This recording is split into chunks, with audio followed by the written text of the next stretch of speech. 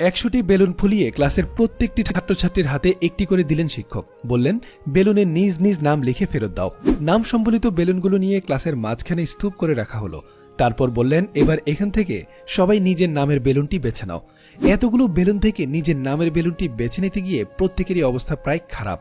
সময় গড়াতে লাগলো, দু একজন খুঁজে পেল নিজের বেলুনটি, বাকিরা হাতড়াতে থাকলোই হতদমে।